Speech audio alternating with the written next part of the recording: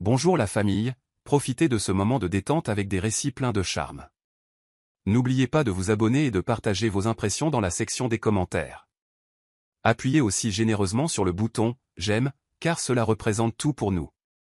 Veuillez vous installer confortablement, vous détendre et apprécier alors que nous plongeons dans l'histoire. La place du village d'Akpura pulsait de vie sous une voûte d'étoiles. Les tambours tonnaient, leur rythme s'insinuant dans l'air humide comme un battement de cœur. Le festival annuel de la récolte battait son plein, et le sol vibrait sous les pieds martelants des danseurs. Des torchers projetaient des ombres vacillantes sur les murs de boue peints de spirales à la craie blanche, et une odeur prégnante d'igname grillé et de vin de palme flottait dans l'air. Gide, un ingénieur élancé de 28 ans au sourire juvénile et aux yeux pétillants d'ambition, se tenait en marge de la foule, les mains dans les poches de son igbata sur mesure. Gide, tu gâches ces beaux vêtements à rester planté là comme une statue, le taquina Kémi, son ami d'enfance, en lui donnant un coup de coude. Sa tresse se balança alors qu'elle se penchait, sa voix à peine audible par-dessus la musique. Va danser. Tu n'es pas ici pour inspecter des ponts. Gide gloussa, se frottant la nuque. Je ne suis pas un grand danseur, Kémi. Tu le sais. Je préfère regarder les maîtres. Son regard dériva vers le centre de la place, où de jeunes femmes en pagnes éclatants tournoyaient, leurs perles s'entrechoquant comme de petites clochettes. Les hommes suivaient leurs pas, leurs mouvements audacieux mais précis, un dialogue de rythme et de grâce. Kémi eut un sourire en coin. Regardez. Ou plutôt fixer du regard. Je vois que tu as déjà quelqu'un en vue. Elle suivit son regard et haleta. Oh, Gide. Pas elle. Au cœur du cercle de danse se trouvait une femme qui semblait commander la nuit elle-même. Son pagne cramoisi épousait ses courbes, et des rangées de perles de corail drapaient son cou et ses poignets, captant la lumière des torchers comme des braises. Ses mouvements étaient fluides, presque surnaturels, comme si les tambours lui obéissaient plutôt que l'inverse. Ses yeux, sombres et perçants, croisèrent ceux de Gide un bref instant, et il en eut le souffle coupé. « Qui est-ce » demanda-t-il, la voix basse, comme s'il craignait de rompre le charme. Kémi hésita, son ton enjoué s'estompant. C'est Xena. Elle est arrivée au village il y a quelques mois. Elle vit avec sa tante près de la rivière. Personne ne sait grand-chose sur elle. Gide. Elle est très réservée. Xena, répéta Gide, le nom roulant sur sa langue comme une prière. Il fit un pas en avant, attiré par un fil invisible. Kémi lui attrapa le bras. Gide, attends. Il y a quelque chose de bizarre chez elle. Les gens parlent. Ils disent qu'elle n'est pas comme nous. Il rit, balayant son avertissement d'un revers de la main. Pas comme nous? Kémi, on dirait ma grand-mère. C'est juste une femme, pas un esprit. Mais ses yeux ne quittèrent pas Xena, qui tournait maintenant seule dans le cercle, la foule s'écartant pour la regarder. Les tambours ralentirent, et sa danse devint une histoire. Gracieuse, envoûtante, et inexplicablement triste. Avant même de s'en rendre compte, Gide se mit en mouvement. La foule devint floue alors qu'il entrait dans le cercle, son cœur battant plus fort que les tambours. Les yeux de Xena se posèrent sur lui, un défi dans leur profondeur. Il suivit ses pas, maladroit d'abord, puis plus audacieux, imitant son rythme. La foule applaudit, mais pour Gide, il n'y avait que deux, enfermés dans une danse qui ressemblait au destin. Quand la musique cessa, le silence fut assourdissant.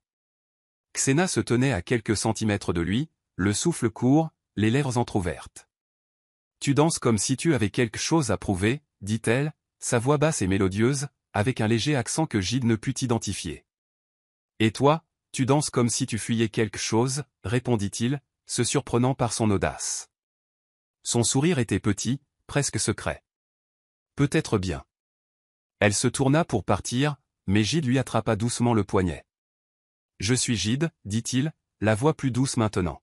« Te reverrai-je » Xena jeta un coup d'œil à sa main sur son poignet, puis à son visage. « Si les étoiles le permettent. » Elle s'éclipsa, ses perles s'entrechoquant faiblement alors qu'elle se fondait dans la foule. Kémi apparut aux côtés de Gide, les bras croisés. « Tu as des ennuis, mon ami. » « De gros ennuis. » Gide sourit, son cœur battant toujours la chamade. « Peut-être que j'aime les ennuis. » Alors que le festival se termine, une ombre se déplace en bordure de la place, une vieille femme en robe déchirée, observant Gide avec des yeux fixes.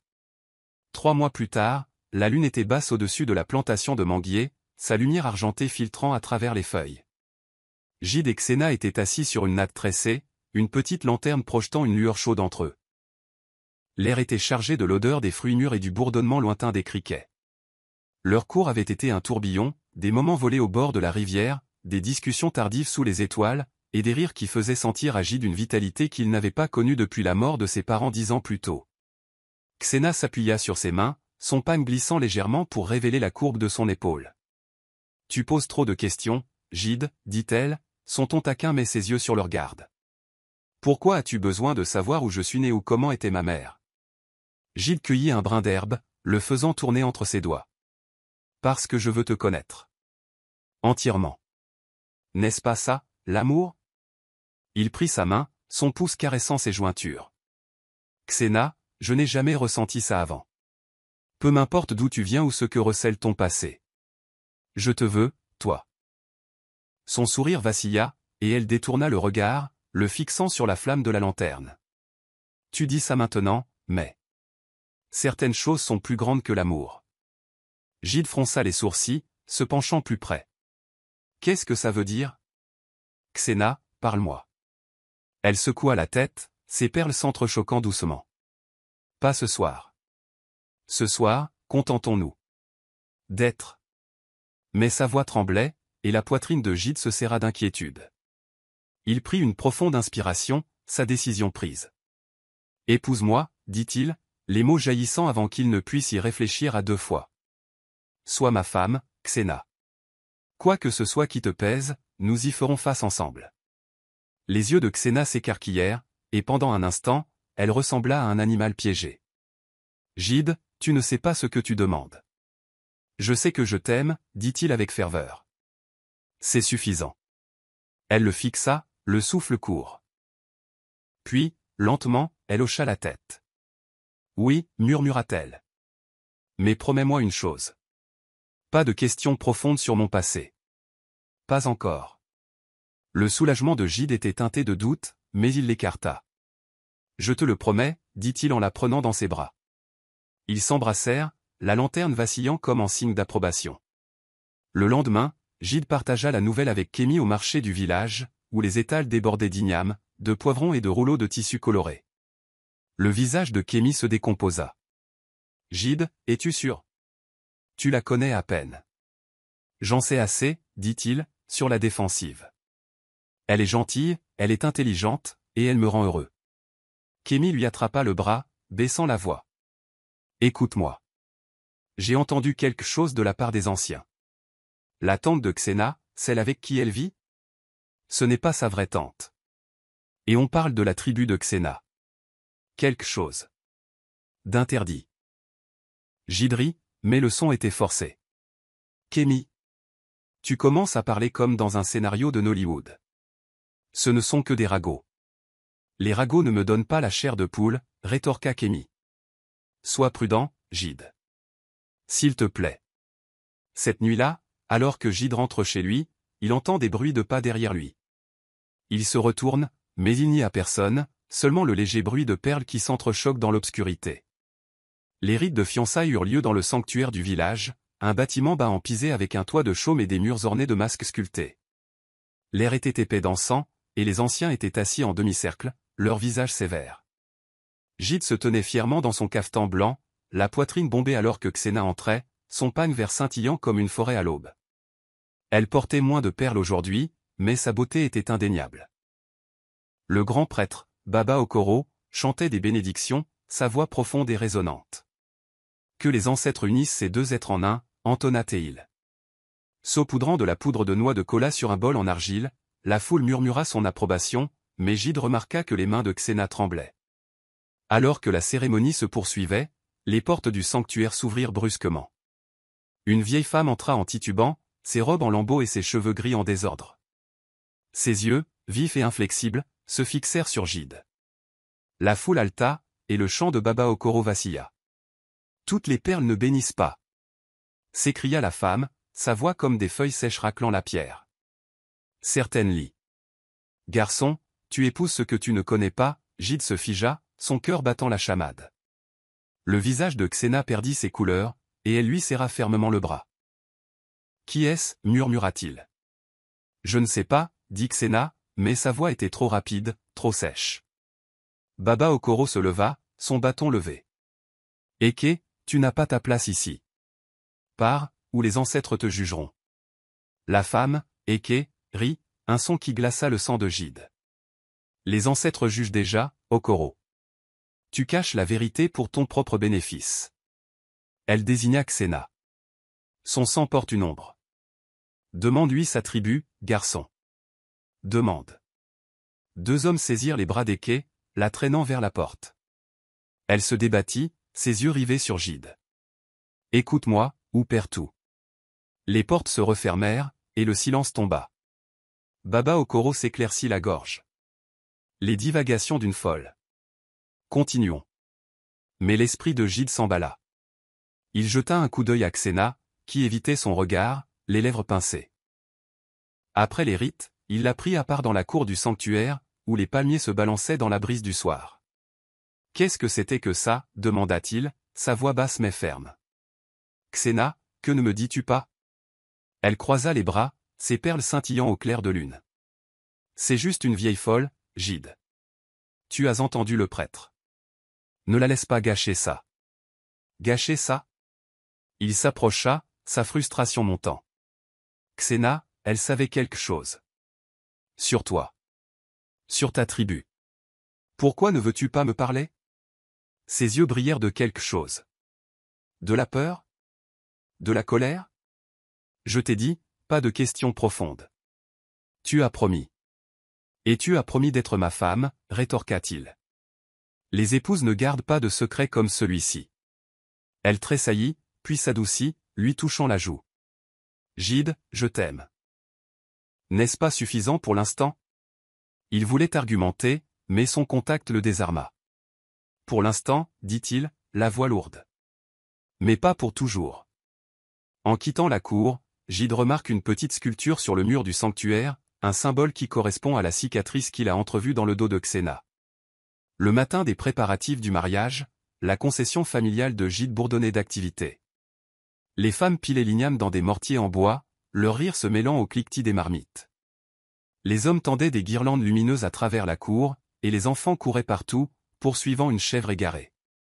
Jide, vêtu d'une simple tunique, aidait à porter une pile de nattes lorsque Xena l'appela dans les quartiers des femmes. Elle se tenait dans une petite pièce, à moitié vêtue de son pagne de mariée, le dos tourné vers lui alors qu'elle ajustait ses perles dans un miroir fissuré. « Jide, peux-tu m'attacher ça » demanda-t-elle, la voix douce. Il s'approcha, ses doigts effleurant sa peau alors qu'il nouait le tissu. C'est alors qu'il la vit, une cicatrice dans le bas de son dos, pâle mais délibérée, en forme de croissant de lune avec 3 lignes qui en rayonnaient. Ce n'était pas un accident, c'était une marque, ancienne et intentionnelle. « Xena, dit-il, la voix étranglée. Qu'est-ce que c'est ? » Elle se raidit, remontant rapidement son pagne. Ce n'est rien, juste une cicatrice d'enfance. Je suis tombée quand j'étais petite. Tombée. Il fronça les sourcils, touchant son épaule pour la tourner vers lui. Xena, ce n'est pas une cicatrice ordinaire. On dirait une marque tribale, comme celle sur le mur du sanctuaire. Ses yeux se portèrent sur le miroir, puis de nouveau sur lui. Tu vois des choses, Jide. C'est juste une cicatrice. Ne me mens pas, dit-il, la voix plus sèche qu'il ne l'aurait voulu. J'ai vu le même symbole hier soir. Après que cette femme, Eke, m'ait prévenu. Xena, que se passe-t-il ? Elle recula, ses mains serrant le tissu. Tu montes tout ça en épingle. Pourquoi ne peux-tu pas simplement me faire confiance ? Parce que tu caches quelque chose, lança-t-il, puis s'adoucit, passant une main dans ses cheveux. Xena, je t'aime, mais je ne peux pas t'épouser si tu gardes des secrets qui pourraient nous faire du mal. Ses yeux s'emplirent de larmes, mais sa mâchoire se serra. Alors peut-être que tu ne devrais pas m'épouser. Les mots le frappèrent comme une gifle. Avant que Jide ne puisse répondre, Kémi fit irruption dans la pièce, le visage rouge. Jide, tu dois venir dehors. Maintenant. Qu'y a-t-il ? Demanda-t-il, le cœur serré. Kémi jeta un coup d'œil à Xena, puis de nouveau à lui. C'est Tari. Ton ex. Elle est là, et elle a quelque chose à dire sur Xena. Quelque chose que tu dois entendre. Le visage de Xena se durcit. Tari? Que veut-elle? L'esprit de Gide tourbillonnait. Tari, qui ne lui avait pas parlé depuis des années, se montrant maintenant. Il regarda Xena, sa cicatrice brûlant dans sa mémoire.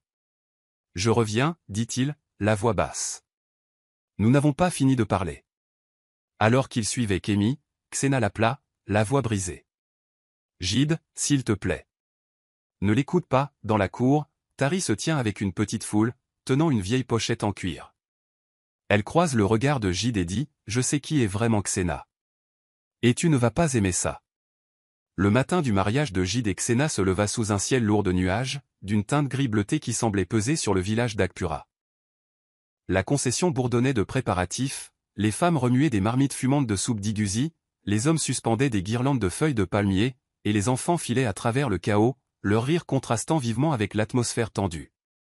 Gide, vêtu d'un agbada de couleur crème avec une broderie dorée complexe, se tenait sous un manguier, ajustant sa coiffe. Son cœur était un nœud d'excitation et de doute, l'avertissement énigmatique de Tari de la veille résonnant dans son esprit. Je sais qui est vraiment Xena. Il n'avait pas encore confronté Xena.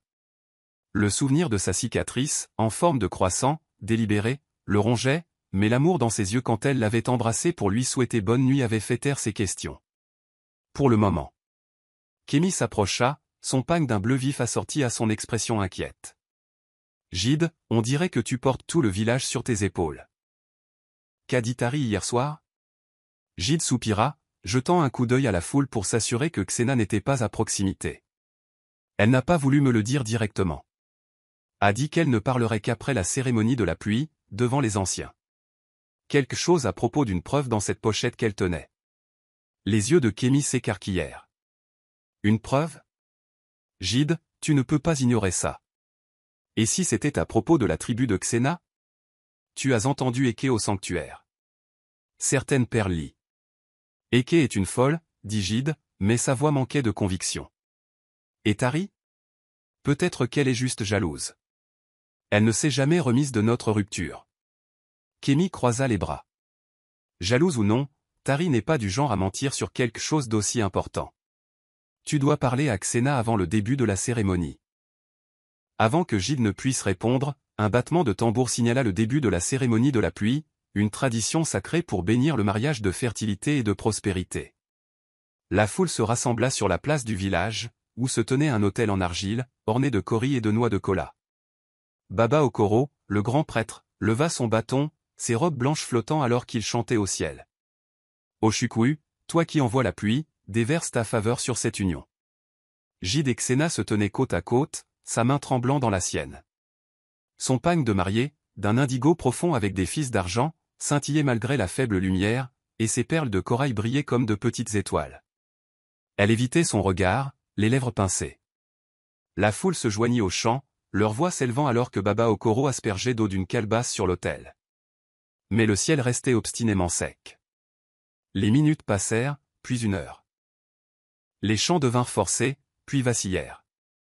Un murmure parcourut la foule. L'estomac de Gide se noua en remarquant les anciens qui chuchotaient, leurs visages sombres. Baba Okoro leva de nouveau son bâton, sa voix tonnant. Shukwu, entends-nous. Mais aucune pluie ne vint. L'air devint épais, oppressant, comme si les nuages se moquaient d'eux. Une vieille femme dans la foule serra son pagne et se lamenta.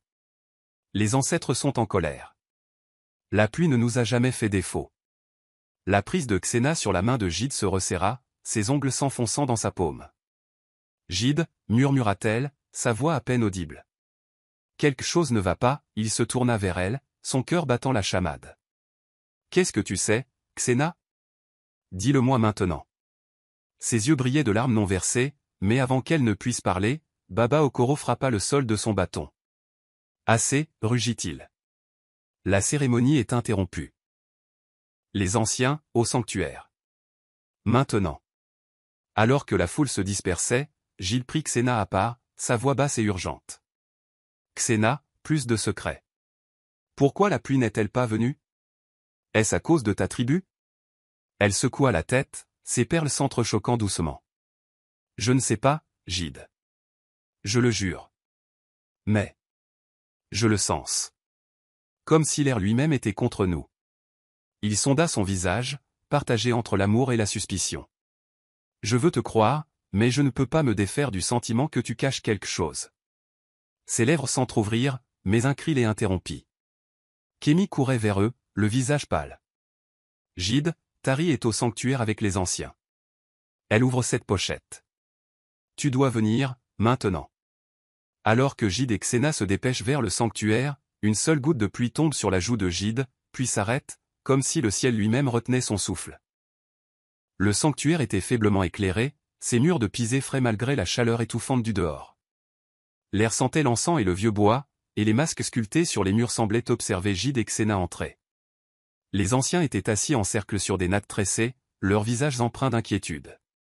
Baba Okoro se tenait au centre, son bâton appuyé contre l'autel.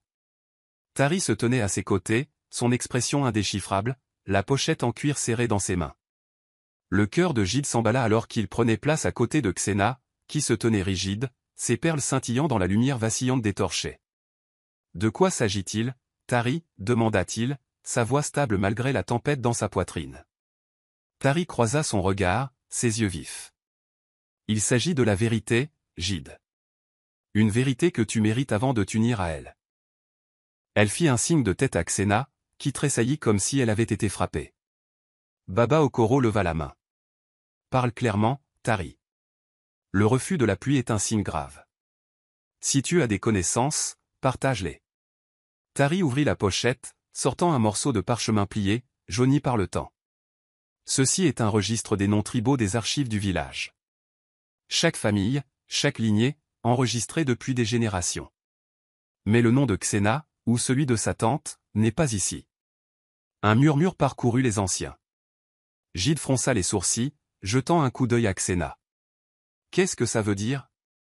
Sa tante a vécu ici pendant des années. La voix de Tari était froide. Ça veut dire qu'elles ne sont pas qui elles prétendent être. Xena, quel est ton nom tribal complet? Dis-le maintenant, devant les ancêtres. Le souffle de Xena se coupa. Elle ouvrit la bouche, mais aucun mot ne sortit. Le silence s'étira, lourd et accusateur. La poitrine de Gide se serra. Xena, dit-il doucement. Dis-le. Sa tante, Momonkeshi, une femme trapue au visage perpétuellement sévère, sortit de l'ombre. Son nom est Xena Adeku, de la lignée Akpara par moi, dit-elle, la voix ferme. C'est absurde, Tari. Tu sèmes la zizanie là où il n'y en a pas, les yeux de Tari se plissèrent. Alors pourquoi le registre ne montre-t-il aucune famille Adeku sous Akpara? Et pourquoi mon cousin, qui travaille aux archives de la ville, a-t-il trouvé un enregistrement d'une famille Adeku liée à la tribu Abadoko, une tribu bannie de ces terres il y a un siècle? La pièce éclata de halètement. L'esprit de Gide vacilla. La tribu Abadoko, un nom murmuré dans de vieilles histoires, lié à une malédiction qui avait hanté sa propre lignée. Il se tourna vers Xena, sa voix à peine un murmure. Est-ce vrai? Les yeux de Xena s'emplirent de larmes, mais elle secoua la tête. Je ne sais pas de quoi elle parle. J'ai été élevé ici, Gide. Tu me connais. Est-ce que je te connais vraiment? Demanda-t-il, la voix brisée. Parce qu'à chaque fois que je t'interroge sur ton passé, tu te refermes. Momonkeshi attrapa le bras de Xena, la tirant en arrière. Assez de tout ça. Tari, tu es jalouse parce que Gide a choisi ma nièce plutôt que toi. C'est une chasse aux sorcières. Tari s'avança, sa voix s'élevant. Jalouse? J'essaie de le sauver. Les Abadoko ont trahi ce village. Gide. Leur sang est maudit. Si tu l'épouses, tu invites cette malédiction dans ta vie. Baba Okoro frappa le sol de son bâton. Silence. Tari, tu as fait ta déclaration. Xena, tu répondras lors des rites traditionnels ce soir. Jusque-là, cette affaire est close. Alors que les anciens sortaient, Gide attrapa le poignet de Xena, sa voix basse. Dis-moi la vérité, Xena. Es-tu une Abadoko? Ses yeux sondèrent les siens, désespérés. Gide, je t'aime. C'est tout ce qui compte. Il la lâcha, le cœur lourd. Ce n'est plus suffisant. En quittant le sanctuaire, Gide surprend Momonkeshi qui murmure à Xena, tu aurais dû lui dire avant que les choses n'en arrivent là. Les rites traditionnels eurent lieu au crépuscule dans la concession familiale de Gide, où un petit autel ancestral se dressait sous un baobab. L'autel était orné de noix de cola, d'une figurine en laiton d'un léopard, et d'un tissu tissé censé porter les bénédictions de l'arrière-grand-mère de Gide. Les anciens, vêtus de blanc, formaient un demi-cercle, leurs visages sombres. L'air était chargé de tension, la cérémonie sans pluie du matin jetant une ombre sur les procédures. Gide se tenait à côté de Xena, la mâchoire serrée. Elle portait maintenant un simple pagne, ses perles remplacées par un unique bracelet en argent. Son silence dans le sanctuaire l'avait ébranlé, et les mots de Tari sur la malédiction à Badoko tournaient en boucle dans son esprit. Pourtant, quand il la regardait, il voyait la femme qui avait ri avec lui au bord de la rivière, qui l'avait embrassé sous les étoiles. Pouvait-elle vraiment être liée à une malédiction? Baba Okoro commença le rite, chantant en versant du vin de palme sur l'autel. Ancêtres, guidez cette union. Acceptez nos offrandes et exprimez votre volonté. Mais alors qu'il tendait la main vers la figurine en laiton du léopard, l'objet le plus sacré de l'autel, il se figea. Où est-elle? Demanda-t-il, la voix sèche. Les anciens se penchèrent, leur murmure s'élevant. Gide s'approcha, le cœur serré. La figurine avait disparu, laissant un espace vide sur le tissu. La foule haleta, et un vieil homme s'écria, un vol aux ancêtres. C'est un terrible présage. Le visage de Xena devint pâle, ses mains crispant son pagne. Gide se tourna vers elle, la voix basse. Xena, as-tu vu quelque chose? Tu étais ici plus tôt. Ses yeux s'écarquillèrent, et elle secoua la tête avec véhémence. Non, Gide, je le jure. J'étais avec les femmes toute la journée. Kémi, qui se tenait à proximité, murmura, Gide, ce n'est pas juste un vol. Le léopard est lié à la protection de ta famille. Sans lui, les ancêtres ne béniront pas ce mariage. Baba Okoro leva son bâton, faisant taire la foule. Ce n'est pas un accident. Quelqu'un a profané l'autel. Tant que la figurine ne sera pas rendue, ce rite ne pourra pas continuer. Les anciens commencèrent à se disputer, leurs voix se chevauchant. La pluie a refusé de tomber, et maintenant ça? Les ancêtres sont clairs, dit l'un. Cette union est maudite, cria un autre. L'esprit de Gide s'emballa. Il attrapa le bras de Xena, la tirant à part. Xena, sois honnête avec moi. As-tu touché la figurine? Est-ce lié à ce que Tari a dit? Ses yeux brillèrent de colère. Tu penses que je volerai tes ancêtres? Gide, je t'aime. Pourquoi ne peux-tu pas me faire confiance? Parce que tu ne me dis pas tout, lança-t-il. La cicatrice, le registre, maintenant ça? Que suis-je censé penser? Des larmes coulèrent sur ses joues, mais elle ne répondit pas. Au lieu de cela, elle se tourna et courut dans l'obscurité, son bracelet scintillant alors qu'elle disparaissait. Alors que Gide la regarde s'éloigner, Kémi désigne le sol près de l'autel. Là, à moitié enfouie dans la terre, se trouve une seule perle de corail, identique à celle que Xena portait au festival. La concession était maintenant calme, la foule dispersée sous le poids des présages de la nuit. Gide était assis sur un banc en bois sous le baobab, la perle de corail dans sa main. Sa surface lisse semblait se moquer de lui, un lien tangible avec les secrets de Xena. Kémi s'assit à côté de lui, sa voix douce mais ferme. Gide, tu ne peux pas ignorer ça. La perle, la figurine, la pluie, tout est lié. Il ferma le poing sur la perle, sa voix rauque. Je l'aime, Kémi. Mais je ne sais plus qui elle est. Avant que Kémi ne puisse répondre, Tari s'approcha, ses pas délibérés. Elle portait un simple pagne, mais ses yeux brûlaient de détermination. Gide, dit-elle, nous devons parler. Seul. Kémi se leva, son expression méfiante. Je serai tout prêt, dit-elle en serrant l'épaule de Gide avant de s'éloigner. Gide leva les yeux vers Tari, sa patience à bout. Que veux-tu, Tari? Tu as déjà transformé mon mariage en cauchemar. Tari s'assit à côté de lui, sa voix basse mais intense. Je ne suis pas ici pour te faire du mal, Gide. Je suis ici pour te sauver. La tribu de Xena, les Abadoko, ne se marie pas avec la nôtre. Il y a une raison. Une malédiction. Née d'une trahison il y a 100 ans. Ma grand-mère m'a raconté les histoires, et ce registre le prouve. La poitrine de Gide se serra. Les histoires ne sont pas des preuves. Pourquoi devrais-je te croire? Tari se pencha plus près, sa voix tombant à un murmure. Parce que je l'ai vue, Gide. La nuit dernière, près de l'autel. Elle tenait la figurine du léopard, marmonnant quelque chose dans une langue que je n'ai pas comprise. Je ne l'ai pas dit aux anciens parce que je voulais te donner une chance de l'entendre en premier. Le sang de Gide se glaça. Tu mens. Xena ne ferait pas ça. Vraiment? Tari sortit un petit tissu de sa poche, le dépliant pour révéler une minuscule amulette en laiton, en forme de croissant de lune avec 3 lignes, la même que la cicatrice de Xena. J'ai trouvé ça près de l'autel après son départ. C'est un symbole à Badoko. Cherche, Gide. Avant qu'il ne soit trop tard. Il fixa l'amulette, son esprit une tempête de doute et de peur. Pourquoi fais-tu ça, Tari? Est-ce vraiment pour me protéger, ou est-ce à propos de nous? Les yeux de Tari s'adoucirent, mais sa voix était ferme. Je t'ai aimé autrefois, Gide. Mais il ne s'agit pas de ça. Il s'agit de te garder en vie. La malédiction à Badoko ne brise pas seulement les cœurs, elle prend des vies. Elle se leva, laissant l'amulette dans sa main. Consulte les archives.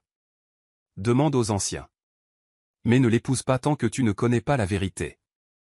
Alors que Tari s'éloigne, Gide aperçoit une ombre bouger près de la porte de la concession. C'est Xena, qui l'observe, son visage indéchiffrable au clair de lune.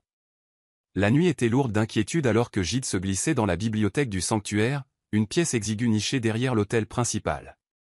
L'air sentait la poussière et le vieux parchemin, et une seule lampe à huile projetait des ombres vacillantes sur les murs de pisé.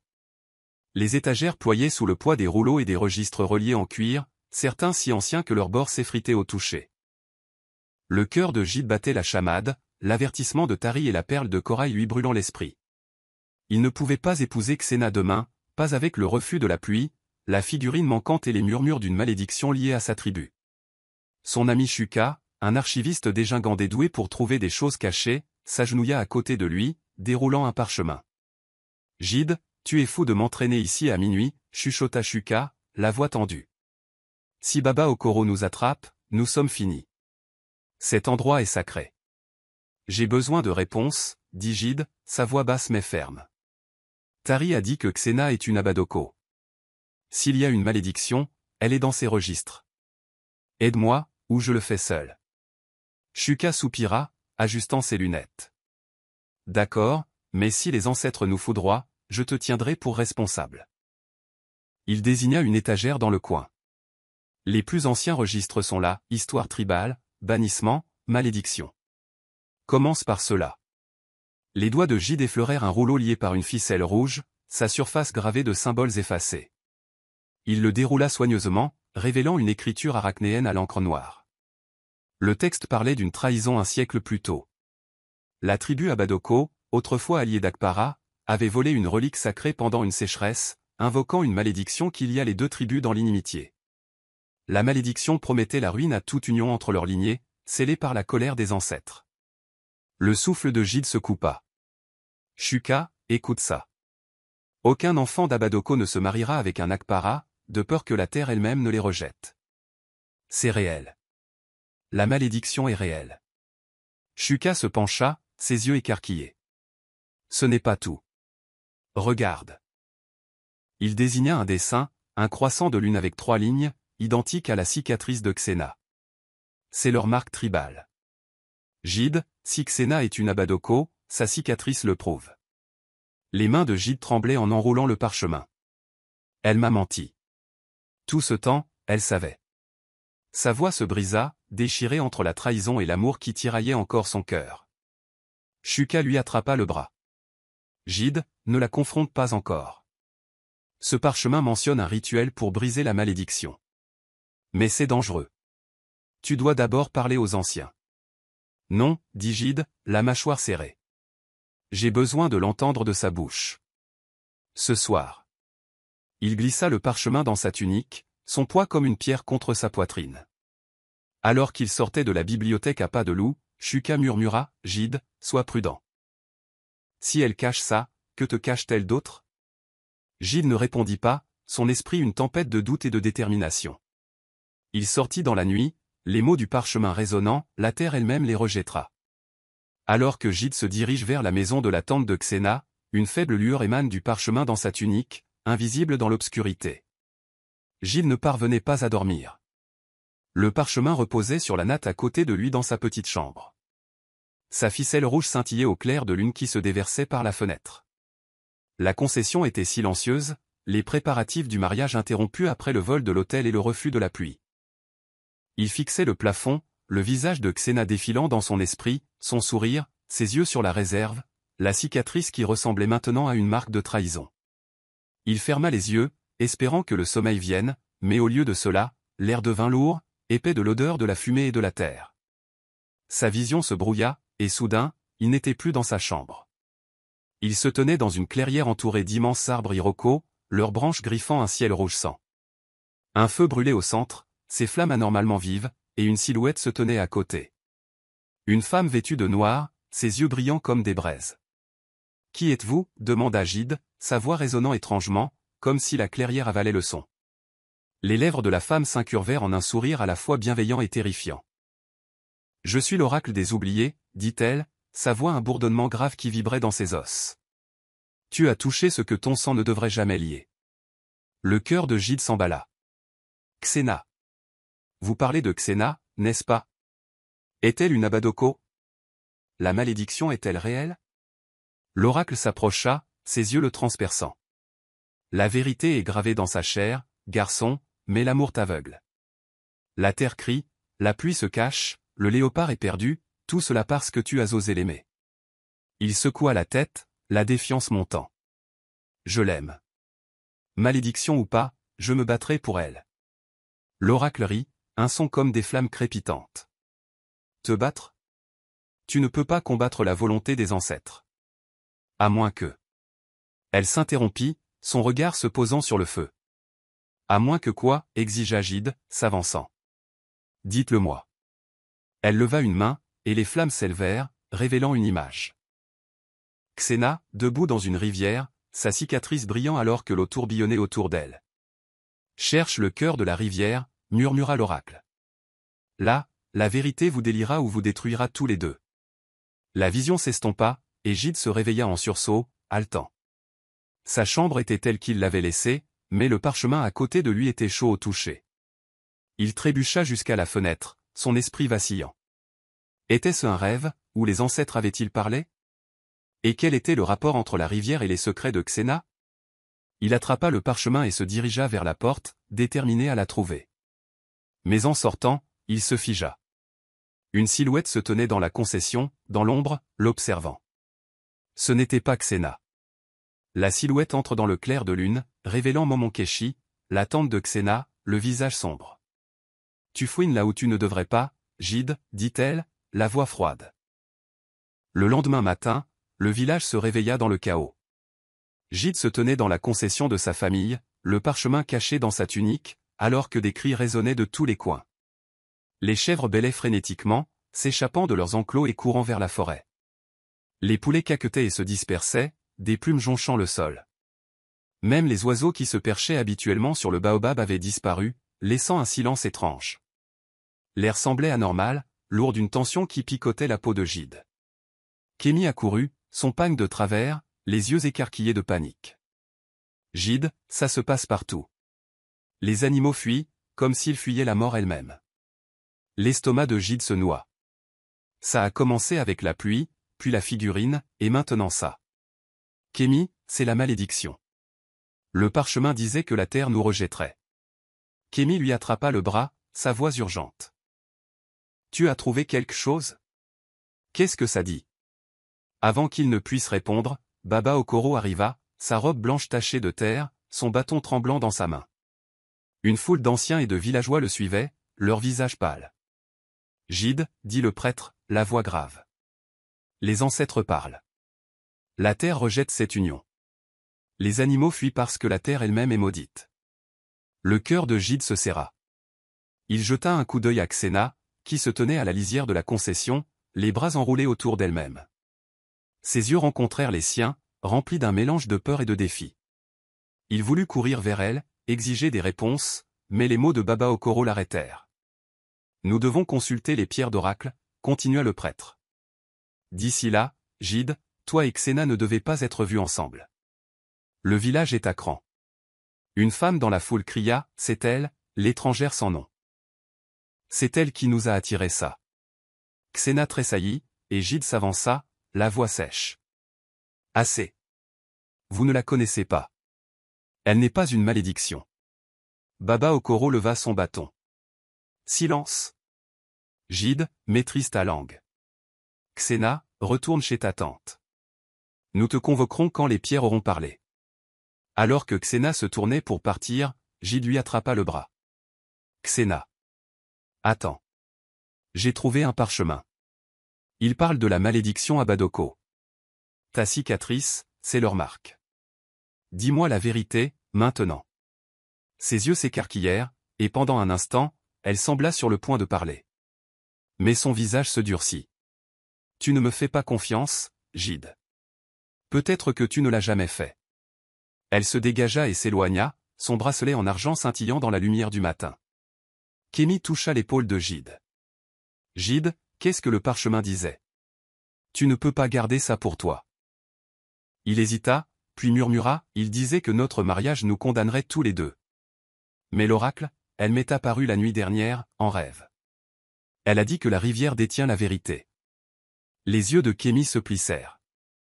La rivière? Gide, c'est dangereux. Les anciens disent que le cœur de la rivière est une terre maudite. Ça m'est égal, dit-il, la voix féroce. Je vais découvrir ce qu'elle cache. Alors que Gide se dirige vers la rivière, un enfant accourt, serrant une plume. Monsieur Gide, j'ai trouvé ça près de l'autel. C'est d'un hibou sacré. La plume est tachée de sang. La rive était silencieuse, l'eau d'un gris paresseux sous le ciel couvert. Gide se tenait parmi les roseaux, le parchemin glissé dans sa ceinture, la plume tachée de sang à la main. Le cœur de la rivière, avait dit l'oracle. Il ne savait pas ce que cela signifiait, mais il savait que Xena était là. Kémy l'avait vue s'éclipser de la maison de sa tante à minuit. Il la trouva assise sur un rocher plat, les genoux repliés, son pagne humide de la brume de la rivière. Son bracelet gisait à côté d'elle, et son visage était strié de larmes. Elle ne leva pas les yeux à son approche, mais sa voix était rauque. Tu ne devrais pas être ici, Gide. Il s'accroupit à côté d'elle, son cœur endolori malgré sa colère. Toi non plus. Xena, je ne peux plus continuer comme ça. Le parchemin, la malédiction, ta cicatrice. Dis-moi la vérité. Es-tu une Abadoko? Elle rit, un son amer qui trancha le silence. Tu veux la vérité? Très bien. Elle se tourna vers lui, les yeux flamboyants. Je suis Xena Adeku, née de la tribu Abadoko. Ma mère a fui leur terre quand j'étais enfant, me cachant ici pour échapper à la malédiction. C'est pour ça que je ne te l'ai jamais dit.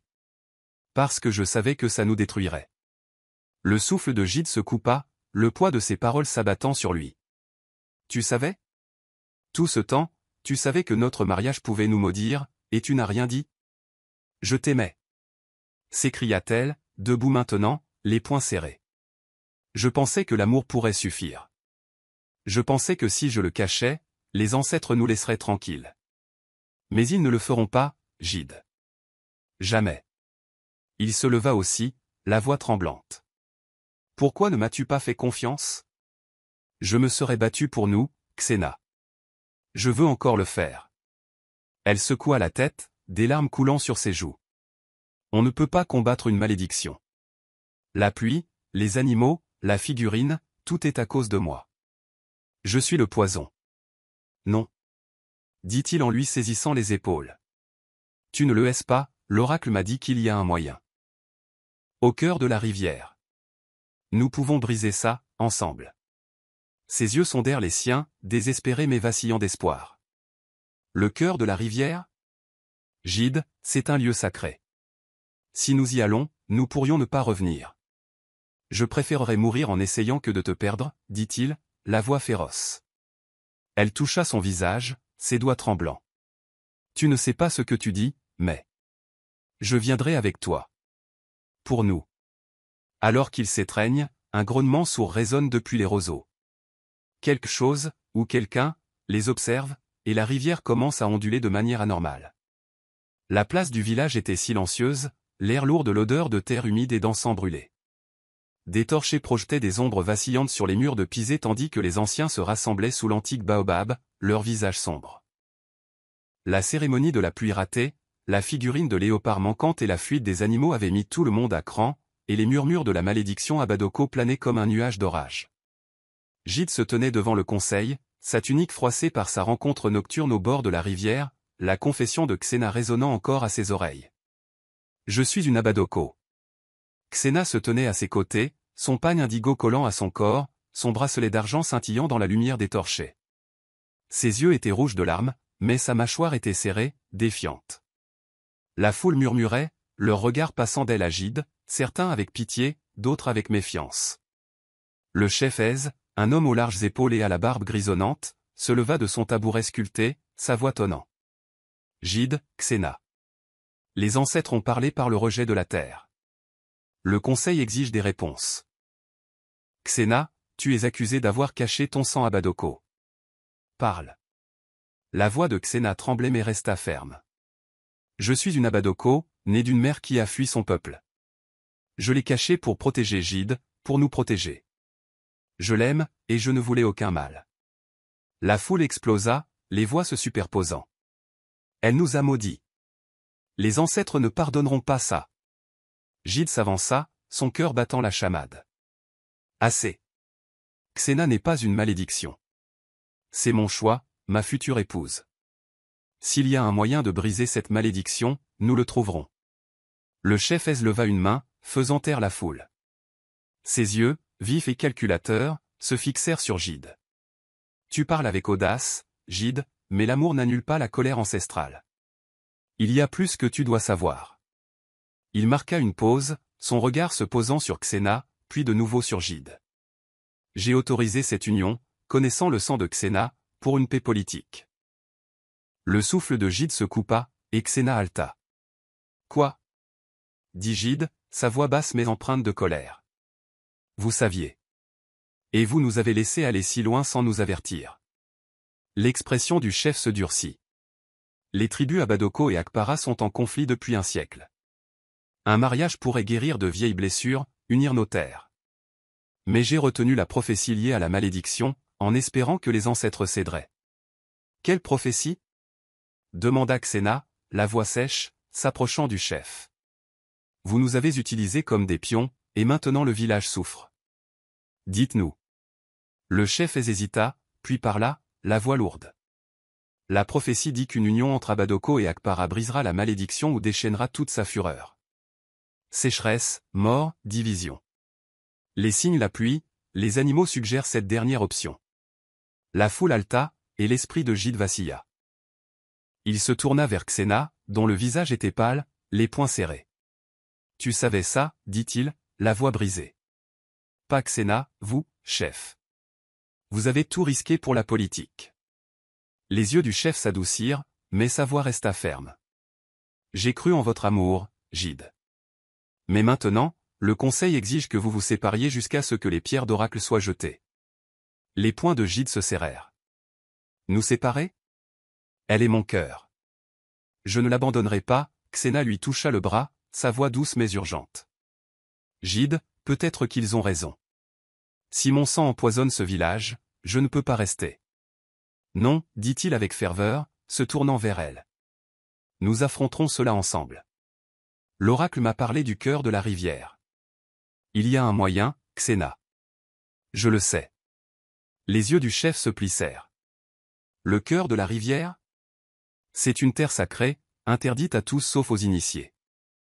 Tu t'aventures sur un terrain dangereux, Gide. Ça m'est égal, rétorqua Gide.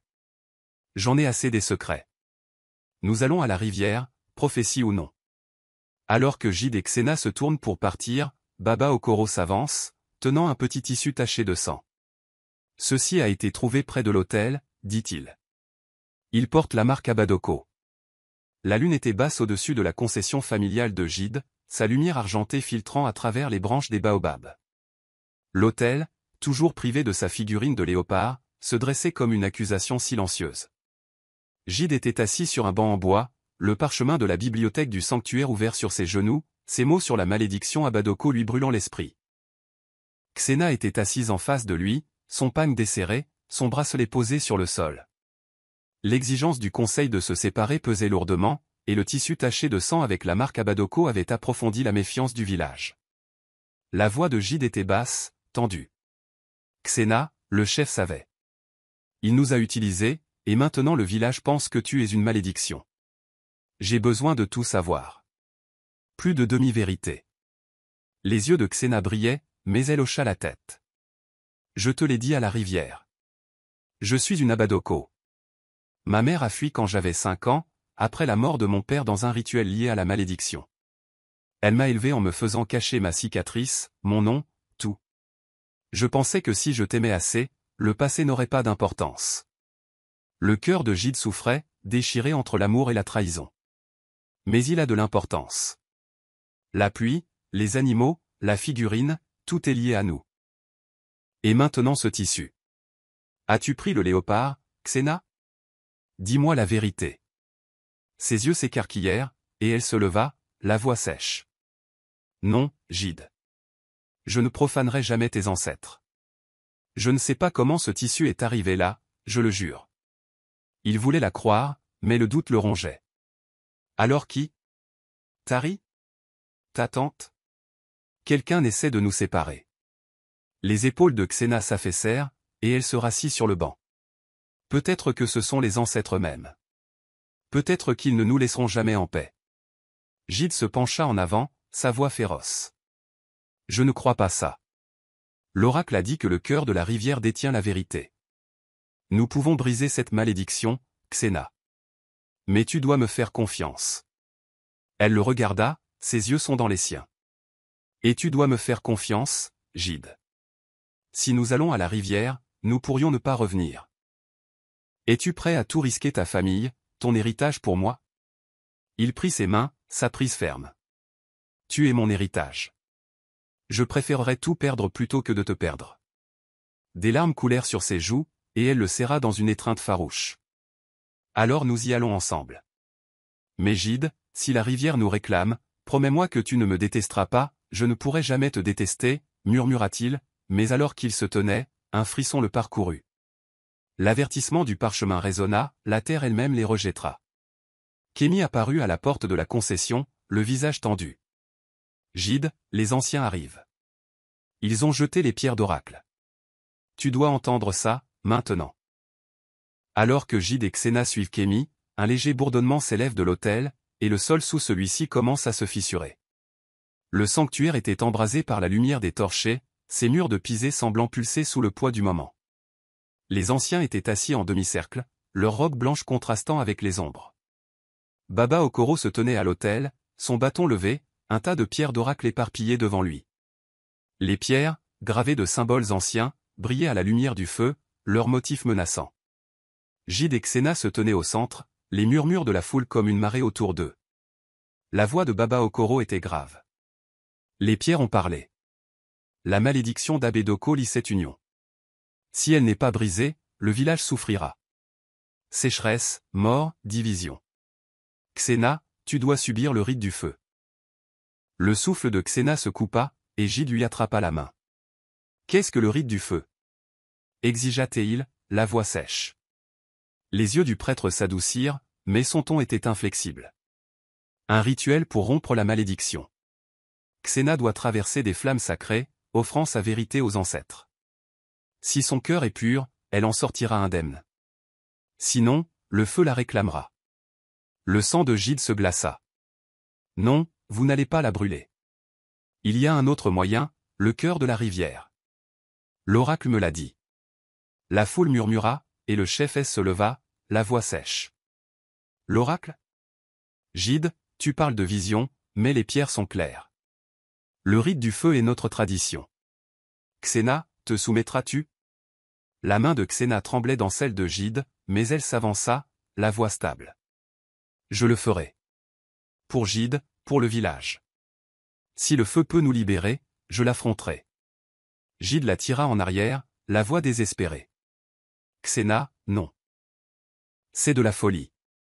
nous irons à la rivière, comme l'oracle l'a dit. Ne fais pas ça. Elle se tourna vers lui, les yeux féroces. Gide, j'ai causé assez de douleur. Si cela te sauve, nous sauve, je dois essayer. Elle toucha son visage, ses doigts doux. Fais-moi confiance, comme je te fais confiance. Baba Okoro hocha la tête, faisant un geste vers un cercle de pierre au bord du sanctuaire, où du bois sec était empilé. Préparez les flammes, dit-il. Le rite commence à minuit. Alors que la foule se dispersait, Gide prit Xena à part, la voix basse. Xena, ce n'est pas juste. L'oracle n'a pas parlé de feu. Pourquoi acceptes-tu cela? Ses yeux brillaient, mais sa voix était ferme. Parce que je crois en nous, Gide. Et parce que je suis fatigué de fuir mon sang. Il voulait argumenter, mais sa résolution le fit taire. Si tu brûles, murmura-t-il, je brûle avec toi. Alors que le bois est allumé, une ombre bouge au bord du sanctuaire, et Ké, la vieille prêtresse, observe avec un sourire entendu. Minuit enveloppa le sanctuaire d'obscurité, rompu seulement par les flammes rugissantes du rite du feu. Le cercle de pierre rougeoyait, le bois crépitant en brûlant, envoyant des étincelles dans le ciel étoilé. Le village s'était rassemblé, leur visage un mélange de peur et d'admiration. Les tambours battaient un rythme régulier, leurs pulsations faisant écho à la tension dans la poitrine de Gide. Xena se tenait au bord du cercle, son pagne remplacé par un simple tissu blanc, sa cicatrice visible dans son dos. Son bracelet avait disparu, laissé à Gide comme une promesse de retour. Gide se tenait à côté de Baba Okoro, les poings serrés. Si elle ne s'en sort pas, dit-il à voix basse, je vous tiendrai pour responsable. Les yeux du prêtre étaient lourds. Ce sont les ancêtres qui décident, Gide. Pas moi. Xena se tourna vers Gide, son sourire fragile mais courageux. Je t'aime, dit-elle, sa voix portant par-dessus les tambours. Quoi qu'il arrive. Il tendit la main vers elle, mais Baba Okoro le retint. Laisse-la partir, dit le prêtre. C'est son chemin, Xena s'avança vers les flammes, la chaleur faisant onduler l'air autour d'elle. Les tambours devinrent plus forts, leur rythme frénétique, la pressant d'avancer. Elle ferma les yeux, murmurant une prière, puis entra dans le feu. La foule haleta alors que les flammes l'enveloppaient, sa silhouette devenant floue dans la chaleur. Le cœur de Gide s'arrêta, son souffle rauque. Xena, cria-t-il, se débattant contre l'emprise de Baba Okoro. Puis, brusquement, les tambours s'arrêtèrent. Le silence fut assourdissant, rompu seulement par le crépitement du feu. Les flammes prirent une couleur bleue surnaturelle, projetant une lueur étrange sur le sanctuaire. La silhouette de Xena vacilla, puis s'effondra, disparaissant dans le feu. Non, rugit Gide, se libérant et courant vers le cercle. La chaleur était insupportable, mais il s'en moquait. Xena. Baba Okoro et deux anciens l'attrapèrent, le tirant en arrière. C'est fait, cria le prêtre. Les ancêtres ont jugé. La foule hurla, certains tombant à genoux, d'autres fuyant. Kémi apparut aux côtés de Gide, des larmes coulant sur son visage. Gide, arrête. Tu ne peux pas aller là-dedans. Il lutta contre les anciens, la voix rauque. Elle n'est pas partie. Elle ne peut pas l'être. Les flammes bleues vacillèrent, puis diminuèrent, révélant un cercle vide. Xena était introuvable. Gide tomba à genoux, le cœur brisé, le bracelet dans sa main froid contre sa peau. Alors que la foule se disperse, Eke sort de l'ombre, sa voix un murmure que seul Gide entend. Le feu ne ment pas, mais il ne met pas fin à sa vie. Trouve-la au cœur de la rivière. La nuit était oppressante, l'air chargé de l'odeur persistante de la fumée du rite du feu. Gide était assis seul dans la concession de sa famille, le bracelet en argent de Xena serré dans sa main. Les flammes bleues du sanctuaire l'avaient consumé, ou du moins c'est ce qu'il semblait, et le village était en plein chaos, déchiré entre la peur et le chagrin. Le murmure énigmatique d'Eke résonnait dans son esprit. Trouve-la au cœur de la rivière. Son cœur refusait de croire que Xena était partie, mais le doute le rongeait, se mêlant au poids de la malédiction à Badoko. Épuisé, il ferma les yeux, le bracelet froid contre sa paume. Le monde bascula, et soudain, il n'était plus dans la concession. Il se tenait dans un bosquet brumeux, le sol doux de mousse, l'air vibrant de voix invisibles. Une silhouette émergea du brouillard, une femme avec les yeux de sa mère mais plus âgée, son pagne orné de cauris. sa présence était à la fois réconfortante et imposante. « Arrière-grand-mère » murmura Gide, la voix tremblante. Il ne l'avait vue que sur des photos délavées, mais son visage était sans équivoque. Elle hocha la tête, son regard perçant. « Gide, tu portes notre sang, notre force. Mais tu t'es lié à une ombre. » Sa voix était comme le bruissement des feuilles, ancienne et sûre. « Xena, dit-il, la gorge nouée. Est-elle en vie ?» Le feu l'a prise, mais Eke a dit. « Le feu éprouve, il ne détruit pas », l'interrompit-elle en s'approchant. « Cet amour ne doit pas répéter notre erreur. » Elle lui tendit un bracelet, tressé de fibres de palmier et orné d'une unique perle noire. « Prends ceci. Il contient le souvenir de notre trahison, la racine de la malédiction. Utilise-le au cœur de la rivière. » Gide prit le bracelet, son poids lourd de sens. « Quelle erreur ? Dites-moi comment la sauver. » Ses yeux s'adoucirent, mais sa voix était ferme. « La rivière te le montrera. Fais confiance à ton cœur, mais méfie-toi, la vérité blesse plus profondément que le feu. » Le bosquet s'estompa, et Gide se réveilla en sursaut, le bracelet maintenant dans sa main à côté de celui de Xena. Son pouls s'accéléra. Était-ce un rêve, ou les ancêtres avaient-ils parlé? Il se leva, sa résolution se durcissant. « Je viens, Xena, » murmura-t-il en glissant le bracelet à son poignet. Alors qu'il sortait dans la nuit, une faible lueur pulsa en direction de la rivière, l'appelant. Une ombre bouge au bord de la concession. Momonkeshi, observant Gide avec un mélange de peur et de calcul. L'aube se leva sur Akpara, le ciel d'un violet meurtri, alors que Gide et Kémi se tenaient dans la bibliothèque du sanctuaire, le parchemin interdit déroulé sur une table en bois. L'air était moisi, les étagères se dressant comme des juges silencieux. Le rêve de Gide de son arrière-grand-mère avait allumé un feu en lui, et le bracelet à son poignet semblait vivant, sa perle noire chaude contre sa peau. Il avait appelé Kémi à l'aide, sachant que son esprit vif pourrait déchiffrer le rituel énigmatique du parchemin pour briser la malédiction. Le doigt de Kémi traça l'écriture effacée, son front plissé. « Gide, c'est du lourd. Le parchemin dit que la malédiction peut être annulée par une cérémonie d'inversion, au cœur de la rivière, en utilisant des reliques des deux tribus, Akpara et Abadoko. Le bracelet de ton arrière-grand-mère doit en être une. » Gide hocha la tête, levant le bracelet. « Elle me l'a donné dans le rêve. » « Mais quelle est la relique Abadoko ?»« Le bracelet de Xena. » Kémi hésita, la voix basse. « Peut-être. Mais le parchemin mentionne une offrande de sang. Quelque chose lié à la lignée du traître. Gide, si Xena est en vie, sa cicatrice pourrait être la clé. C'est leur marque tribale. » L'estomac de Gide se noua. « Sa cicatrice ? Tu veux dire qu'elle doit saigner pour ça ?» Les yeux de Kémi étaient graves. « Ou pire. Le rituel exige un sacrifice. Si vous faites ça, vous risquez vos deux vies. » Il fit les 100 pas, le bracelet lourd à son poignet. « Ça m'est égal. Elle a affronté le feu pour moi. J'affronterai n'importe quoi pour elle. » Il s'arrêta, croisant le regard de Kémi.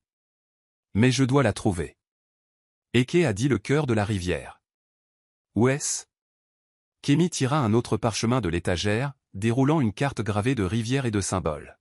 « Ici » dit-elle en désignant un endroit où la rivière se rétrécissait, marqué d'un croissant de lune. Le cœur, un bassin sacré, caché dans la forêt. C'est interdit, Gide. Même les anciens l'évitent. Alors c'est là que je vais, dit-il, la voix féroce. Veux-tu m'aider? Kémi soupira, enroulant la carte. Tu es mon frère, Gide. Bien sûr que je le ferai. Mais si le sang Abadoko de Xena déclenche la colère de la malédiction, nous pourrions ne pas en revenir. Il lui serra l'épaule, sa voix s'adoucissant de gratitude. Merci, Kémi. Allons la trouver. En quittant la bibliothèque, Gide jeta un coup d'œil au bracelet, sa perle scintillant. Tiens bon, Xena, murmura-t-il. J'arrive. Dehors, un corbeau se pose sur le toit du sanctuaire, ses yeux fixés sur Gide, croassant une fois avant de s'envoler vers la rivière. Le marché du village était calme, ses étals à moitié vides, la peur de la malédiction retenant les gens chez eux. Gide et Kémi se faufilaient à travers la foule, se dirigeant vers la rivière, lorsqu'une voix les arrêta. Gide, attends. Tari sortit de derrière un étal d'igname, son pagne simple, son visage marqué par la culpabilité. Dans sa main se trouvait une petite figurine en laiton, le léopard manquant de l'hôtel. Les yeux de Gide s'écarquillèrent, la colère montant. « Tari, c'est toi qui l'as volé ?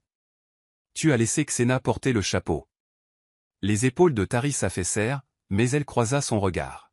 « C'est vrai, et je suis désolé. Je pensais qu'exposer Xena te protégerait. J'avais tort. » Elle lui tendit la figurine. « C'est la relique d'Akpara, n'est-ce pas ? Pour le rituel. Prends-la. » Kémi croisa les bras, sceptique. « Pourquoi ce changement d'avis, Tari ? Tu as été contre Xena depuis le début. » La voix de Tari tremblait, mais elle se redressa. « Parce que j'ai vu le feu, Kémi. J'ai vu Xena y entrer pour Gide, pour nous tous. Je l'ai aimé autrefois, mais je ne détruirai pas son bonheur par dépit. » Elle se tourna vers Gide, les yeux brillants. « J'ai vérifié les archives après le rite. La figurine du léopard a été forgée pour sceller le serment d'Akpara contre les Abadoko. Elle fait partie de la cérémonie d'inversion. » Gide prit la figurine, son poids le rassurant. « Pourquoi devrais-je te faire confiance maintenant, Tari ? Tu as déjà menti. » Elle tressaillit mais hocha la tête. « Je le mérite. Mais je suis là, risquant la colère des anciens, parce que je crois en ce que vous avez, toi et Xena. Laisse-moi vous aider à atteindre la rivière. Je connais un chemin que les anciens ne surveillent pas. » Gide hésita, puis jeta un coup d'œil à Kémi, qui hocha la tête à contre-cœur. « D'accord, dit-il, la voix ferme. Mais si c'est un piège, Tari, je ne te le pardonnerai jamais. » Le sourire de Tari était petit, peiné. « Ce n'en est pas un. Je vous dois bien ça à tous les deux. » Elle les conduisit vers la forêt, ses pas assurés, la figurine scintillant dans la main de Gide. En atteignant la lisière de la forêt, Tari marqua une pause, la voix douce. « Gide, si tu la trouves, dis-lui que je suis désolé. Pour tout. » Il hocha la tête, sa colère s'adoucissant. « Je le ferai. Merci, Tari. » Alors qu'ils entrent dans la forêt, l'air se refroidit, et un faible murmure résonne à travers les arbres, ressemblant à la voix de Xena. La forêt était dense, sa canopée occultant le soleil, ne laissant que des bribes de lumière pour guider Gide, Kémi et Tari. Le chemin vers le cœur de la rivière serpentait à travers des racines noueuses et des pierres couvertes de mousse, l'air chargé de l'odeur de terre humide et de décomposition. Gide serrait la figurine du léopard et le bracelet de son arrière-grand-mère, le bracelet de Xena glissé dans sa tunique. Le murmure qu'ils avaient entendu à la lisière de la forêt persistait dans son esprit, nourrissant son espoir que Xena soit en vie. Kémi rompit le silence, la voix basse. « Gide, le parchemin disait que les deux reliques devaient être présentées au cœur de la rivière. Mais la relique Abadoko, le bracelet de Xena ou sa cicatrice, requiert sa présence. Et si nous ne la trouvons pas ? » La mâchoire de Gide se serra. « Nous la trouverons. L'oracle a dit qu'elle y est. Je le sens. » Il toucha le bracelet dans sa tunique, son métal froid le rassurant. Tari jeta un regard en arrière, ses yeux méfiants. Les Abadoko n'accueillent pas les étrangers. Si Xena est là, son peuple pourrait ne pas nous laisser l'approcher. Ma grand-mère disait que leurs anciens gardent le cœur de la rivière comme un sanctuaire. Le cœur de Gide se serra, mais il continua d'avancer. Alors nous les convaincrons. Xena est l'une des leurs, mais elle m'a choisi. Ça doit bien signifier quelque chose. Le chemin s'ouvrit sur une clairière, où la rivière brillait, sa surface anormalement calme. En son centre se trouvait un bassin, entouré de pierres lisses gravées de croissants de lune, le cœur de la rivière. Mais il était vide, aucun signe de Xena ou de son peuple. L'espoir de Gide vacilla, mais il s'avança en criant « Xena. Je suis là. » Sa voix résonna, sans réponse. Kémi lui attrapa le bras, sa voix urgente. « Gide, regarde. » Elle désigna le bassin, où des ondulations se propageaient, bien qu'aucun vent ne souffle. Une silhouette émergea des arbres, une ancienne Abadoko, ses robes ornées de perles de corail, sa cicatrice correspondant à celle de Xena.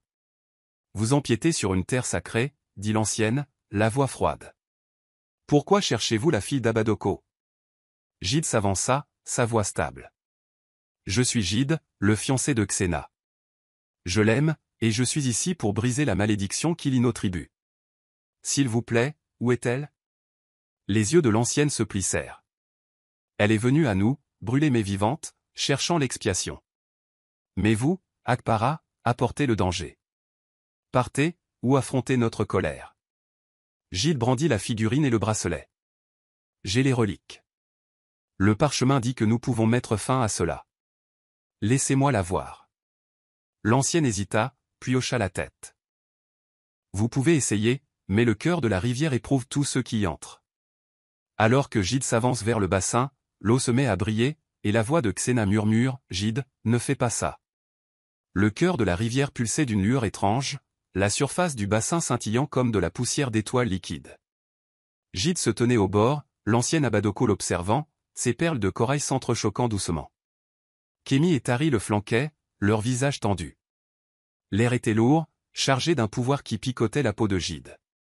L'ancienne avait accepté de le laisser affronter les 3 épreuves vérité, sacrifice et mémoire pour prouver que son amour et celui de Xena étaient assez purs pour briser la malédiction. La voix de l'ancienne était solennelle. Les épreuves sont sacrées. Échoue, et la rivière te réclamera. Réussis, et la malédiction pourrait être levée. Commence par la vérité. Gide hocha la tête, serrant les reliques. Le bassin ondula, et une vision se forma, Xena, debout dans le rite du feu, sa cicatrice brillant alors qu'elle marchait dans les flammes. Une voix, la sienne, mais différente, parla. L'aimes-tu, sachant que son sang porte une malédiction? Le cœur de Gide battait la chamade. Oui, dit-il, sa voix résonnant. Je l'aime, malédiction ou pas, la vision changea, montrant la trahison des Abadoko, leur vol de la relique d'Akpara. La voix demanda, pardonneras-tu à son peuple le péché de leurs ancêtres? Gide hésita, le poids de la douleur de sa tribu lourd. Mais il pensa aux larmes de Xena, à son courage. Oui, dit-il. Pour elle, je pardonne. Le bassin brilla plus fort, et l'ancienne hocha la tête. La vérité est passée. Maintenant, le sacrifice. L'eau tourbillonna, et Gide sentit une traction à son poignet. Le bracelet brûla, et la voix parla. Donne ce qui est le plus précieux, ou la rivière prendra tout. Les yeux de Gide tombèrent sur le bracelet de Xena dans sa tunique. C'était sa promesse, son cœur. Il le tint au-dessus du bassin, sa main tremblante. Prends-le, murmura-t-il en le laissant tomber. L'eau l'avala, et la lueur s'intensifia. Kémi halta. Gide, c'était sa relique. C'était son amour, dit-il, la voix brisée. Si ça la sauve, c'est suffisant. Les yeux de l'ancienne s'adoucirent. Le sacrifice est passé. Maintenant, la mémoire. Le bassin explose de lumière, et Gide est entraîné dans une vision, Xena enfant, sa cicatrice saignant alors que sa mère la cache du danger. La voix murmure, voit sa douleur et choisit. Le cœur de la rivière pulsait d'une lueur surnaturelle, ses eaux tourbillonnant comme de la poussière d'étoiles en fusion. Gide se tenait au bord du bassin, enveloppé dans une vision de l'épreuve finale. La mémoire. L'ancienne Abadoko, ses perles de corail scintillant, observait en silence, tandis que Kémi et Tari se tenaient à proximité, leurs visages tendus. L'air était chargé de l'odeur de terre humide et de quelque chose d'ancien, de presque vivant. Le cœur de Gide battait la chamade alors que la vision se déroulait, Xena enfant, pas plus de 6 ans, son petit corps tremblant dans une hutte sombre. Sa mère, une femme décharnée avec les yeux de Xena, pressait un tissu sur la cicatrice saignante de Xena, un croissant de lune avec 3 lignes, fraîchement gravé dans son dos. « Reste silencieuse, mon amour », murmura sa mère, la voix brisée. « Ils nous tueront s'ils te trouvent. » Des bruits de pas résonnèrent à l'extérieur, et Xena se mordit la lèvre pour étouffer un cri, ses petites mains serrant un bracelet en argent, le bracelet que Gide avait sacrifié à la rivière. La vision changea, montrant Xena à 12 ans, se cachant dans les forêts d'Akpara, sa mère maintenant partie, sa cicatrice cachée sous un châle. Elle se murmura, « Je n'appartiendrai jamais à personne », sa voix lourde de solitude. La poitrine de Gide lui faisait mal, le poids de sa douleur s'abattant sur lui. C'est pour ça qu'elle s'était tue, pourquoi elle avait craint son passé, ce n'était pas seulement la malédiction, mais une vie entière de fuite, de honte. La vision s'estompa, et une voix, non pas celle de Xena, mais celle de la rivière, parla dans son esprit. Tu as vu sa douleur. La porteras-tu avec elle, ou te détourneras-tu? La voix de Gide était rauque, résonnant au-dessus du bassin. Je la porterai. Elle est mon cœur, ma maison. je la choisis, toujours. L'eau jaillit, et Xena apparut, sortant des profondeurs du bassin, son tissu blanc humide, sa cicatrice brillant faiblement. Elle était vivante, non brûlée, ses yeux écarquillés d'incrédulité. « Gide » murmura-t-elle en titubant vers lui. Il la rattrapa, la prenant dans ses bras, la voix brisée. « Xena, tu es là. Je t'ai vu, ton enfance, ta douleur. Pourquoi ne m'as-tu rien dit ?» Elle s'agrippa à lui, des larmes coulant sur son visage. « J'avais peur que tu me détestes. Mon sang, ma cicatrice. Ce sont une malédiction.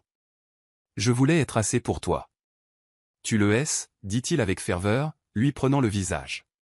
Plus qu'assez. L'ancienne Abadoko s'avança, sa voix solennelle. L'épreuve de la mémoire est passée. Votre amour est vrai, mais la malédiction demeure. Les reliques doivent la sceller. Gide brandit la figurine du léopard et le bracelet de son arrière-grand-mère. Leur surface était chaude. Nous les avons. Dites-nous ce qu'il faut faire. L'ancienne désigna le bassin. Placez-les dans le cœur. Laissez la rivière juger. Alors que Gide et Xena s'approchent du bassin, un grondement sourd secoue le sol, et les perles de l'ancienne commencent à briller de manière anormale. Le cœur de la rivière tremblait, la lueur du bassin s'intensifiant alors que Gide et Xena s'agenouillaient à son bord, la figurine du léopard et le bracelet dans leurs mains. L'ancienne Abadoko se tenait derrière eux, ses perles de corail pulsant de lumière, son visage indéchiffrable. Kémi et Tari regardaient, le souffle coupé, tandis que la forêt semblait retenir son souffle. L'air était électrique, chargé du poids du moment final de la malédiction. Gide jeta un coup d'œil à Xena, ses yeux fermes malgré la peur qui s'y lisait. « Prête » demanda-t-il à voix basse. Elle hocha la tête, sa main tremblant alors qu'elle saisissait la figurine. « Pour nous. Pour nos tribus. » Ensemble, ils plongèrent les reliques dans le bassin. L'eau les engloutit, ondulant violemment, puis se calma. Pendant un instant, rien ne se passa. Puis, une seule goutte de pluie tomba, éclaboussant la joue de Gide. Une autre suivit, puis un torrent, le ciel s'ouvrant en un déluge qui détrempa la clairière. La foule haleta, et Kémi rit, inclinant son visage vers la pluie. Elle est de retour. La sécheresse est terminée. Les yeux de Xena s'écarquillèrent, et elle attrapa la main de Gide. Les ancêtres. Ils écoutent. L'ancienne leva les bras, sa voix tranchant à travers la pluie. La rivière accepte votre offrande. La malédiction est brisée, sa colère apaisée. Gide serra Xena contre lui, la pluie coulant sur leur visage. Nous l'avons fait, murmura-t-il, la voix épaisse de soulagement. Tu es libre. Elle secoua la tête, son sourire radieux. Nous sommes libres. Ensemble. Tari s'avança, son pagne trempé, la voix douce. Xena, j'avais tort sur toi. Je suis désolé, pour la figurine, pour tout. Les yeux de Xena s'adoucirent, une lueur de colère passa, mais elle hocha la tête, la voix stable. C'est pardonné, Tari. Tu nous as aidés. C'est ce qui compte. Kémi frappa l'épaule de Tari en souriant. Tu n'es pas si mauvaise, tu sais. Bienvenue dans l'équipe. Tari rit, un son rare. Ne t'habitue pas, l'ancienne s'approcha, son regard s'adoucissant. La pluie est un signe, mais la paix demande plus. Retournez à Akpura, unissez vos tribus. L'enfant que tu portes sera le pont. Gide et Xena se figèrent, leurs regards se croisant. Un enfant, demanda Gide, sa voix à peine audible. Le sourire de l'ancienne était entendu. La rivière voit tout. Alors que la pluie ralentit, un battement de tambour lointain résonne depuis Akpura, les appelant à rentrer, mais une ombre persiste dans les arbres, observant. La place du village d'Akpura était transformée, des guirlandes de feuilles de palmier et de fleurs d'hibiscus drapant le baobab. La pluie avait ravivé la terre, le sol luxuriant d'herbes nouvelles, l'air doux de pétrichor. Le mariage tribal conjoint de Gide et Xena était un événement historique, unissant Akpara et Abadoko pour la première fois en un siècle. Les batteurs battaient un rythme joyeux, et les danseurs en pagnes éclatants tournoyaient, leurs perles scintillant au soleil. Gide se tenait à l'autel, son agbada d'un blanc éclatant, le bracelet de son arrière-grand-mère maintenant tissé dans sa manche. Xena s'approchait, son pagne indigo scintillant, sa cicatrice fièrement visible, un symbole de sa vérité. la figurine du léopard, récupérée de la rivière, reposait sur l'autel, brillant à côté d'une nouvelle relique à Badoko, un pendentif en forme de croissant offert par l'ancienne. Baba Okoro chantait des bénédictions, sa voix résonnante. Que Chukwuli ses tribus en une, leur amour un phare de paix. Le chef S s'avança, son visage humble. J'ai eu tort de cacher la prophétie. Cette union est notre rédemption. Gide, Xena, vous êtes notre fierté. Gide prit les mains de Xena, ses yeux rivés sur les siens. J'ai juré de porter ta douleur, ta vérité. Je le jure à nouveau, pour toujours. Le sourire de Xena était radieux, sa voix claire. Et je jure de me tenir à tes côtés, sans secret, sans peur. Tu es ma maison. La foule applaudit alors qu'ils échangeaient les alliances, les tambours atteignant un crescendo. Kémi, essuyant des larmes, murmura à Tari, ils l'ont fait. Ils l'ont vraiment fait. Tari hocha la tête, ses yeux brillants. Un amour comme ça vaut la peine de se battre. À la fin de la cérémonie, la pluie revint, une douce bruine, bénissant l'union. Les anciens des deux tribus se donnèrent la main, un cercle d'unité, leurs voix s'élevant dans un chant commun. Au milieu de la célébration, Eke apparaît au bord de la place, ses robes en lambeaux remplacées par du blanc, ses yeux brillants de joie. Le festin de mariage se prolongea dans la nuit, les tables chargées d'igname pilés, de ragoûts d'aiguilles et de vin de palme. Les rires et la musique emplissaient l'air, Akpara et Abadoko se mêlant en un seul peuple. Gide et Xena étaient assis à la table d'honneur, leurs mains enlacées, la figurine du léopard et le pendentif Abadoko brillant doucement à la lumière des torchets. La pluie avait cessé, les étoiles scintillant au-dessus, une promesse de nouveau départ. Eke s'approcha, sa présence imposant le silence. La foule s'écarta, les yeux écarquillés. Je vous ai prévenu une fois, dit-elle, sa voix claire, non plus frénétique. Mais maintenant, je viens dans la joie. Xena, Gide, votre enfant sera la paix que nous avons perdue. Xena toucha son ventre, ses yeux rencontrant ceux de Gide. Un enfant, murmura-t-elle, l'émerveillement dans la voix. Notre enfant. Gide la serra contre lui, le cœur plein. Il grandira dans un monde sans malédiction, grâce à toi. Eke leva les mains, son sourire radieux. Les ancêtres se réjouissent. Votre amour a guéri ce qui était brisé. Vivez bien, car vous portez leur espoir. La foule explosa de joie, et Baba Okoro s'avança, son bâton levé. À Gide et Xena, à la paix, à la vie. Alors que le festin reprenait, Kémi se pencha vers Tari en souriant. Tu penses qu'on sera invité à la cérémonie de baptême? Tari rit. Si ce n'est pas le cas, on s'incruste. Gide et Xena dansèrent sous les étoiles, leur rire se mêlant au tambour. Le village, autrefois divisé, était entier, son avenir brillant de promesses. À la fin de la nuit, Eke glisse une petite pierre sculptée dans la main de Xena en murmurant, pour ton enfant. Il en aura besoin un jour. Je suis ravi que vous soyez arrivés jusqu'à la fin. J'espère que l'histoire vous a plu. N'hésitez pas à appuyer généreusement sur ce bouton « J'aime » et à vous abonner pour d'autres récits captivants comme celui-ci. Nous serions ravis de vous lire. Quelles leçons avez-vous tirées de cette histoire? Partagez vos réflexions dans les commentaires ci-dessous. À la prochaine histoire.